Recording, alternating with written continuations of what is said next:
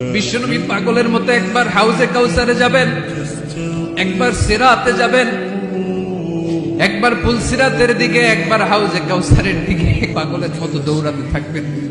তার কোন গুনাহগার উম্মত যাতে জাহান্নামে ঢুকে না যায়, সেদিন কেউ সুপারিশ করতে পারবে না বিশ্বনবী ছাড়া।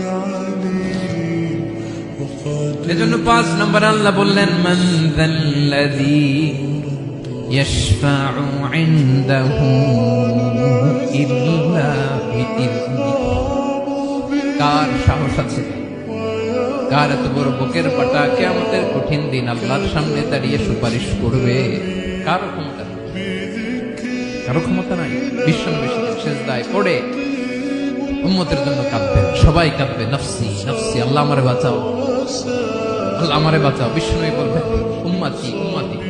বিশ্বনবী আমার জন্য কাঁদবেন, আপনার জন্য কাঁদবেন।